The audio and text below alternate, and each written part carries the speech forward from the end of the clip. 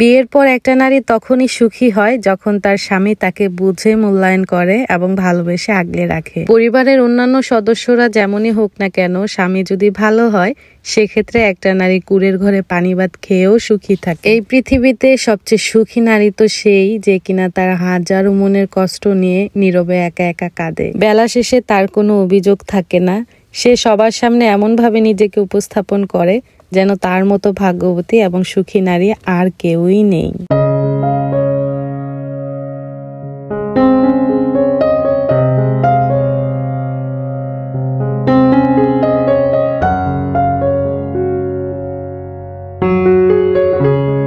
Hello everyone, আসসালামু আলাইকুম। Welcome back to my channel জান্নাত রাসেল টিনি ওয়ার্ল্ড থেকে। আমি জান্নাত বলছি, নিজেকে উপস্থাপন করছি ঢাকা থেকে। নতুন একটি ভিডিওতে আপনাদের সবাইকে ওয়েলকাম করছি। আশা করছি সবাই ভালো আছেন, সুস্থ আছেন। আলহামদুলিল্লাহ, আমরাও ভালো আছি। মানুষের জীবনটা বড়ই বিচিত্রময়। মানুষ কিন্তু দুনিয়াতে সবসময় বেঁচে থাকে না। একটা না একটা পর্যায়ে মানুষকে এই পৃথিবী থেকে বিদায় নিতে হয়। কিন্তু মানুষের তৈরি জিনিস বা মানুষের স্মৃতিগুলো সারাটা জীবন এই দুনিয়াতে থেকে যায়। বেশ কিছুদিন আগে আমার কাজের আপা ধনিয়া পাতার শিকড়গুলো এই টবটাতে লাগিয়েছিল। এখন আলহামদুলিল্লাহ এত পরিমাণের ধনিয়া পাতায় বরকত হয়েছে, এখন টবে তো জায়গাই হচ্ছিল না। মাশাআল্লাহ, এত বেশি ধনিয়া পাতায় বরকত এসেছে যে না তুলেও আর পারছি না। আমি চেয়েছিলাম যতক্ষণ না তুলে থাকতে পারি। আসলে দেখলে অনেক বেশি শান্তি লাগে আমার কাছে, অনেক বেশি ভালো লাগে, আর তুলতেও অনেক বেশি মায়া কাজ করছিল। সেই জন্য আর কি তোলা হয়নি। না তোলার কারণে আসলে পাতাগুলো হলুদ হয়ে একদম বুড়ো বুড়ো হয়ে যাচ্ছে। তো এখন আর না তুলে পারছিলাম না, সেই জন্য তুলে ফেললাম আর কিছু আগাছাও পরিষ্কার করে দিয়েছি।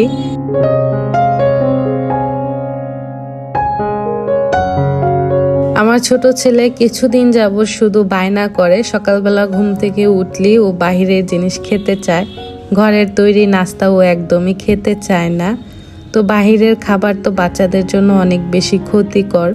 তো ভাবলাম বাসায় ওর জন্য একটা কেক বানিয়ে রাখি। ও যখন সকালে উঠে বায়না করবে তখন এক পিস হাতে ধরিয়ে দেব। আমার বাসায় বাচ্চারাও পছন্দ করে আমার হাতের তৈরি কেক, প্লাস আমার বাবার বাড়ির সবাই অনেক বেশি পছন্দ করে। এখানে আমি 4টা ডিমের পাউন্ড কেক বানাচ্ছি, আর এই পাউন্ড কেকটা অনায়াসে 4-5 দিন বক্সে করে রেখে খাওয়া যায়, কোনো রকম নষ্ট হয় না। বাসায় তৈরি হোমমেড খাবারগুলো বাচ্চাদের জন্য অনেক বেশি স্বাস্থ্যকর। যেহেতু বাসায় আমি কেক বানাতে পারি টুকিটাকি করে, তো চেষ্টা করি আর কি ওদের বায়নাগুলো শোনার জন্য। ওদেরকে যতটুকু পারি বাহিরের খাবার থেকে আর কি রক্ষা করা বলেন, প্লাস হচ্ছে ওদেরকে দূরে রাখার কথা বলেন, চেষ্টা করি আর কি। আর এখনকার বাচ্চারা তো পুরোটাই হচ্ছে রেস্টুরেন্টের খাবারের উপরে ডিপেন্ড থাকে। ওরা বাসার থেকে বাইরের খাবারগুলোই বেশি পছন্দ করে। আমার হাতের এই কেকের রেসিপিটা আমার ছোট বোন অনেকদিন যাবত বলছিল, আপু তুমি একটু ভিডিওতে শেয়ার করো। তো আমার আসলে সেই সময় সুযোগ হচ্ছে না। তো আমার ছোট বোনের জন্য আসলে রেসিপিটা শেয়ার করা। আমার থেকে অনেক ভালো ভালো অভিজ্ঞ আপুরা আছেন যারা অনেক সুন্দর করে কেক বানাতে পারেন। আমি কাউকে শেখাচ্ছি না, শুধু আমার ছোট বোনের রিকোয়েস্টে আজকে কেকের রেসিপিটা শেয়ার করছি। আমি চুলার আঁচটা একদম মিডিয়াম টু লো করে দিয়েছি। চুলার আঁচ এখন আর বাড়াবো না, কমাবো না। এই পর্যায়ে আমি 1 ঘন্টার মতো চুলার উপরে রাখবো। এই পর্যায়ে আপনাদের সঙ্গে খুবই গুরুত্বপূর্ণ একটা টিপস শেয়ার করি। সেটা হচ্ছে যারা আমার মতো চুলায় কেক বানান, যাদের বাসায় ওভেন নেই, তারা এই অ্যালুমিনিয়ামের পাতিলগুলোতে বানাতে পারেন। যেহেতু এগুলো স্টিলের ঢাকনা, সেক্ষেত্রে কেকের উপরে আমরা যে সুন্দর কালারটা আনতে চাই, ওভেনে বানালে কিন্তু উপর দিয়ে সুন্দর একটা কালার আসে, চুলায় বানালে সেই কালারটা আসে না। যদি আপনারা এই স্টিলের ঢাকনা দিয়ে ঢেকে কেকটা বানান, সেক্ষেত্রে উপর দিয়ে সুন্দর একটা কালার আসবে, পুরো ওভেনের মতো। ওভেনে কেক বানালে যেমনটা কালার হয় ঠিক তেমন। তো আপনাদেরকে আমি একটু পরে দেখাবো আসলে কেমন কালার হয়। চাইলেই আপনারা এই টিপসটা ফলো করতে পারেন, আপনাদের অনেক বেশি উপকার হবে।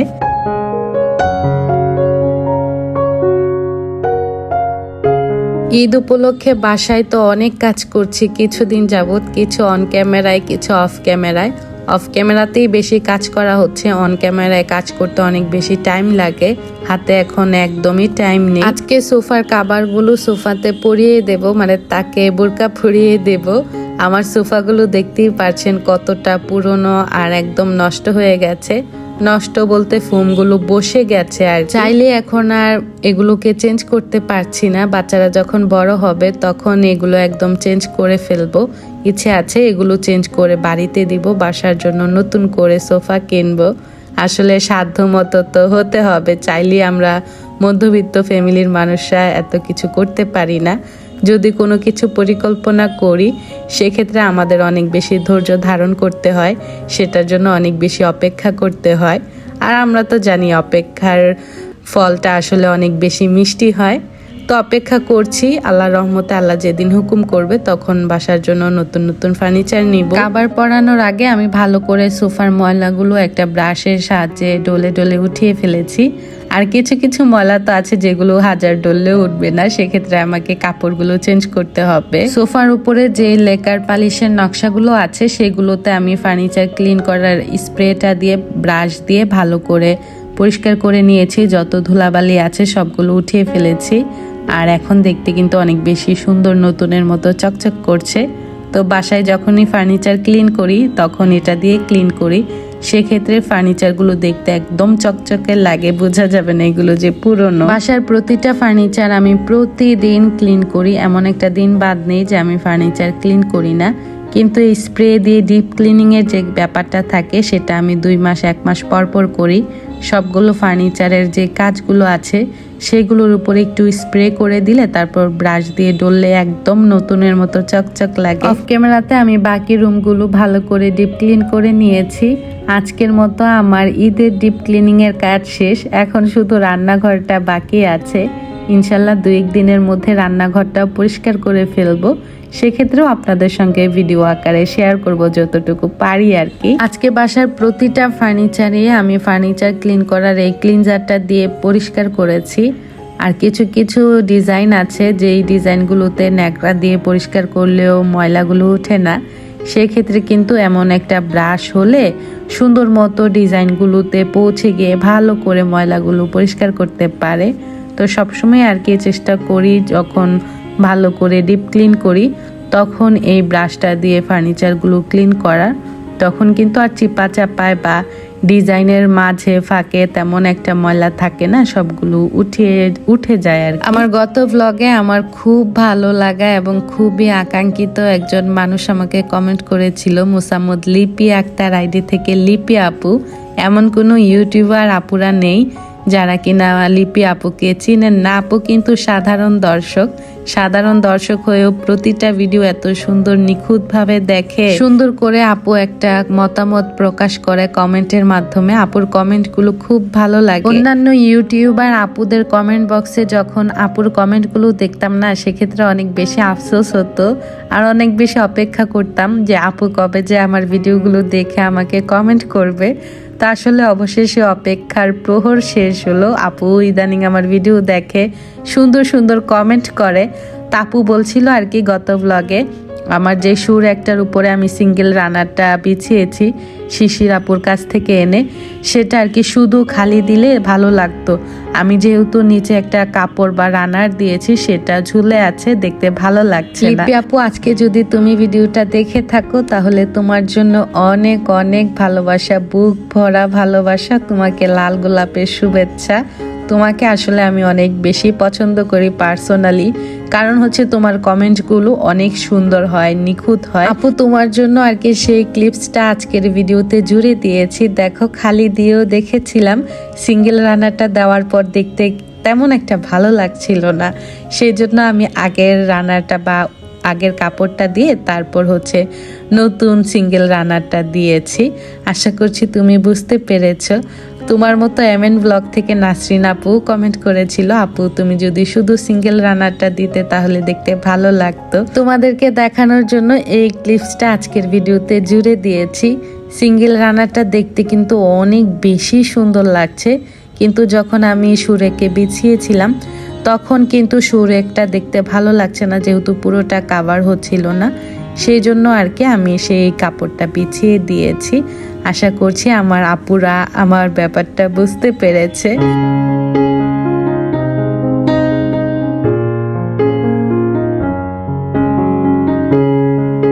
যারা যারা এই পর্যন্ত ভিডিওটির সঙ্গে আছেন, লাইক দিতে ভুলে গেছেন, প্লিজ একটি লাইক দিয়ে বাকি ভিডিওটি দেখা কন্টিনিউ করবেন। আর যারা নতুন হয়ে আজকে চ্যানেলটি ভিজিট করছেন বা আমার ভিডিওটি প্রথম দেখছেন, চাইলেই চ্যানেলটি সাবস্ক্রাইব করে আমার এই ছোট্ট চ্যানেলের সঙ্গেই থেকে যেতে পারেন। সাবস্ক্রাইব করে পাশে থাকা বেল আইকনটায় ক্লিক করে দিতে পারেন। সেক্ষেত্রে আমি যখন নতুন ভিডিও ছাড়বো সঙ্গে সঙ্গে আপনাদের কাছে নোটিফিকেশন চলে যাবে, আপনারা আপনাদের সময় সুযোগ করে ভিডিওটি দেখে নিতে পারবেন। এই পর্যায়ে মনের মধ্যে অনেক বেশি স্বস্তি কাজ করছিল। আলহামদুলিল্লাহ আমি আমার বাসার ডিপ ক্লিনিং এর কাজ শেষ করে ফেলেছি। গতদিন আমি পাপোশগুলো ধুয়ে দিয়েছিলাম, আজকে শুকিয়ে গেছে, সেই জন্য আমি ঘরের মধ্যে বিছিয়ে দিচ্ছি। খালা ঘর মুছে দিয়েছে। আর এখন যে কত বেশি ভালো লাগা কাজ করছিল, যখন বাসাটা সাজানো গোছানো থাকে তখন কিন্তু মনের মধ্যে অন্যরকম একটা শান্তি লাগা কাজ করে। তখন দেখতেও ভালো লাগে, মনের শান্তি প্লাস হচ্ছে চোখের শান্তি।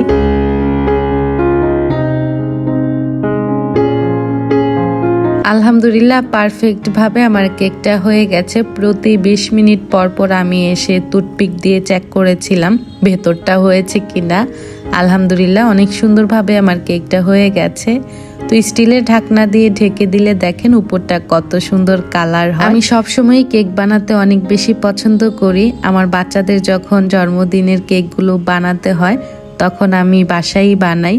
জন্মদিনের কেকগুলো অনেক বেশি মজা হয়, সবাই অনেক বেশি পছন্দ করে। বললাম না, হোমমেড খাবারগুলো কিন্তু অনেক বেশি ভালো লাগে খেতে। কিছুদিন আগে নারায়ণগঞ্জ থেকে একটা কেকের অর্ডার এসেছিল। আলহামদুলিল্লাহ কেকটা সুন্দর মতো ডেলিভারি দিতে পেরেছি। তারা তো সেই বার্থডে কেকটা খেয়ে অনেক বেশি প্রশংসা করেছে। কেকের ভিডিওগুলো আসলে আমি কোনো রকম শেয়ার করি না, কারণ এই ভিডিওগুলো করতে গেলে অনেক বেশি ভেজাল, অনেক বেশি প্যারাদায়ক। সেই জন্য কোনো রকম কেকের ভিডিও আপনাদের সঙ্গে শেয়ার করি না। তো আজকে শেয়ার করার কারণটা তো আপনাদেরকে প্রথমেই বলে দিয়েছিলাম। আমি না খুবই অলস প্রকৃতির একজন মানুষ। আমি কিন্তু বেশি ক্যাচাল বা বেশি প্যারাদায়ক কাজগুলো ভিডিওতে শেয়ার করি না, কারণ এগুলো শ্যুট করতে অনেক বেশি কষ্ট হয়। আর আমি কষ্টের কাজ করতে অনেক বেশি ভয় পাই। যতটুকু পারি আর কি কষ্ট কম করে কাজ করার চেষ্টা করি।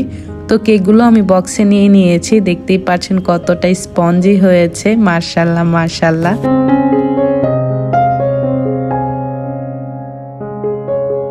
কিছুদিন আগে আপনাদের সঙ্গে একটা ব্লগ শেয়ার করেছিলাম। আমি মতিঝিল হলিডে মার্কেটে গিয়েছি, তো সেখান থেকে সস্তা পেয়ে কি কি বস্তা ভরে নিয়ে আসছি সেটা তো আর শেয়ার করা হয়নি। ভিডিওটা আসলে রেকর্ড করে রেখেছিলাম অনেক আগে, সময়ের জন্য বা বিভিন্ন পারপাসে একটার পর একটা ভিডিও দিয়েছি। এই ক্লিপসগুলো আর কোনো ভিডিওতে শেয়ার করা হয়নি, তো ভাবলাম আজকে শেয়ার করে ফেলি। আমার গ্যালারিটাও আর কি খালি হবে, নতুন করে ভিডিও করতে পারবো। অলরেডি তো আপনারা ভিডিওতে দেখে ফেলেছেন এই জিনিসগুলো। তো যাই হোক, নতুন করে একটু কষ্ট করে দেখে নেন আর কি, যদি ভালো লাগে। আর্টিফিশিয়াল এই লতাগুলো দেখতে আসলে অনেক বেশি ভালো লাগে। মনে হয় এই কেশবতীগুলো ঝুলে আছে। আর কেশগুলো আসলে আমার কাছে সত্যি কথা অনেক ভালো লেগেছে। এই লতাগুলো রাখার জন্য আমি একটা বাস্কেট নিয়েছি, বাস্কেটের মধ্যে লতাগুলো ঝুলিয়ে দিয়েছি, দেখতে ভালো লাগে। তো কিছু আর্টিফিশিয়াল প্ল্যান্ট নিয়েছি। আর এই লতাটাও অনেক বেশি ভালো লেগেছে বিদায় নিয়েছি। এটা আমার ছেলের বেডরুম সাজানোর জন্য। তো অলরেডি ছেলের বেডরুমটাও আমি এই ফুলটা দিয়ে সাজিয়ে দিয়েছি। আজকের কেনাকাটার সবচেয়ে সুন্দর এবং পছন্দের জিনিস হচ্ছে এই মোড়াটা। বেতের মোড়া না বাঁশের মোড়া আসলে সেটা আমি বলতে পারছি না। এটা আমার হাজবেন্ড অনেক বেশি পছন্দ করেছে। এটা এনেছি আমার বেসিং এরিয়ার পাশে সাজানোর জন্য। আমার যে রিয়েল প্ল্যান্টগুলো আছে সেইগুলো যেন সাজাতে পারি সেই জন্য। তো এগুলো হচ্ছে দোয়েল চত্বর থেকে আমার কেনাকাটা। আমার সবসময় দোয়েল চত্বর থেকে কেনাকাটা করা হয়। মতিঝিল হলিডে মার্কেট থেকে শুধুমাত্র আমি ডেজার্ট বাটিগুলোই কিনেছিলাম। আমার কাছে মনে হয়েছে বাহিরের মার্কেটের তুলনায় এখানেও সেম প্রাইস আছে, আর কোয়ালিটিগুলো অনেক বেশি খারাপ। যদি চিনতে পারেন, বেছে বেছে আনতে পারেন, সেক্ষেত্রে কোয়ালিটিফুল জিনিস পাবেন। তো আমার কাছে মনে হয়েছে এখানে যেহেতু এসেছি কিছু না কিছু একটা হলেও নিয়ে যাই স্মৃতি হিসেবে।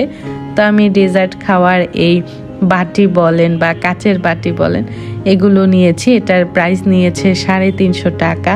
তো মতিঝিল হলিডে মার্কেট প্লাস হচ্ছে দোয়েল চত্বর থেকে আমার আজকের কেনাকাটাগুলো কেমন হয়েছে অবশ্যই কমেন্টস করে জানাবেন। আমার ছেলে তো এই মোড়াটা এত বেশি পছন্দ করেছে, সে এটার মধ্যে বসে পড়েছে, সে এটা আর আমাকে দিবে না। তো আজকের ভিডিওটি ছিল এই পর্যন্তই। ভিডিওটি কেমন লেগেছে অবশ্যই কমেন্টস করে জানাবেন। ভালো লাগলে একটি লাইক দিবেন। আগামী ভ্লগ দেখার আমন্ত্রণ জানিয়ে বিদায় নিচ্ছি। আল্লাহ হাফেজ, আসসালামু আলাইকুম।